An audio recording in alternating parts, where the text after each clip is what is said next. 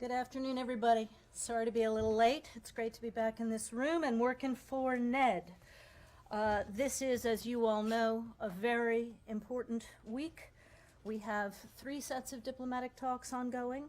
The U.S.-Russia Strategic Stability Dialogue yesterday, the NATO-Russia Council meeting tomorrow, both of which are led for us by Deputy Secretary Sherman, and the Permanent Council meeting of the Organization for Security and Cooperation in Europe on Thursday.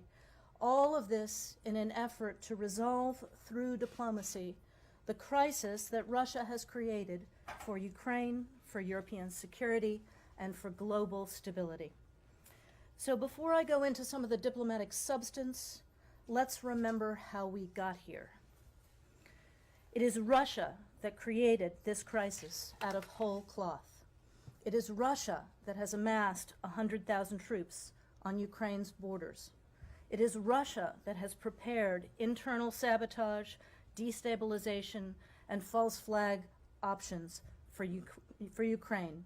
And it is Russia that has spewed disinformation and lies about Ukraine, about the United States, and about NATO to justify its own actions.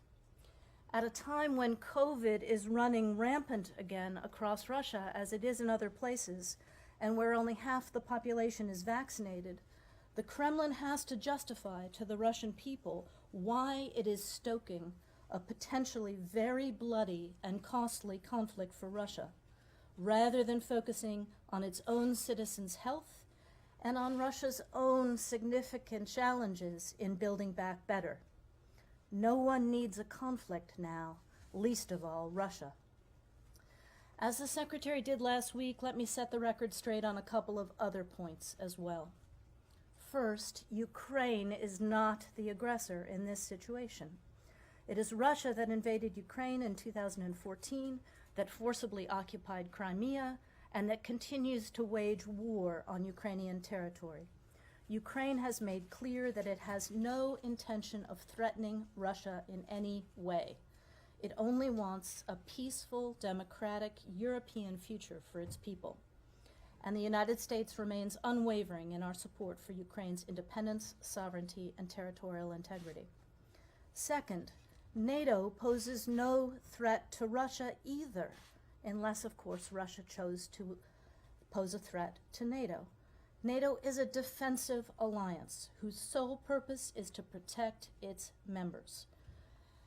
Decisions regarding NATO membership are up to each individual applicant country and the 30 NATO allies. No one else has a voice or a veto in those decisions. Third, diplomacy is the best option to restore stability and security for Ukraine, for Europe, and for Russia itself. And fourth, the United States will not make any decisions about Europe without Europe, about Ukraine without Ukraine, or about NATO without NATO. In that context, we're consulting intensively with our allies and partners. The White House put out a fact sheet on some of these engagements today. As you saw, President Biden has spoken to 16 European leaders. Secretary Blinken has done more than 24 calls and meetings with foreign leaders and ministers. Deputy Secretary Sherman has met with the North Atlantic Council, and the EU just today made dozens of calls, as have I, as has Assistant Secretary Donfried and other members of the interagency community. Now on to the diplomacy. In the strategic stability dialogue with Russia yesterday, as Deputy Secretary Sherman made clear in her own press engagement yesterday, we have demonstrated our commitment to diplomacy by putting preliminary ideas on the table, including with regard to military transparency, risk reduction measures, and exercises. And as you know, the United States has long been interested in discussing arms control with the Russians, including both strategic and non-strategic nuclear weapons. And we reiterated those interests in having deeper discussions on these topics when we met with Russia yesterday in Geneva. We've also made clear that genuine progress can only take place in a climate of de-escalation, not escalation, and on the basis of true reciprocity. That requires Russia to stay at the table and take concrete steps to reduce tensions. So, as the Deputy Secretary said yesterday in Geneva, Russia now has a stark choice to make, whether to take the path of diplomacy and dialogue or instead seek confrontation and the massive consequences that that will bring.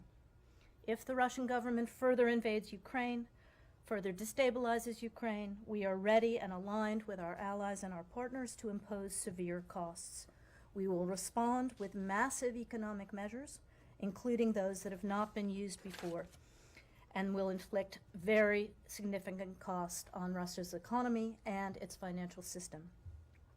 But let me emphasize again, our preference is diplomacy. As the Secretary has said on numerous occasions, we've done this before. I've personally been engaged in this before. Even in some of the times of greatest tension, the United States, our allies, and our partners have worked with Russia to reach understandings together. We've negotiated multiple instruments that have formed the bedrock of peace and security, including the Helsinki Accords, the INF Treaty, and other arms control agreements. We're working together now to try to bring Iran back into compliance with the JCPOA, and of course, we created the OSCE together, where we will be meeting on Thursday. Again, we did these things on the basis of reciprocity and through painstaking, careful diplomacy in full consultation and coordination with our allies and with every country whose interests were affected. This is the way forward. This is what needs to happen now.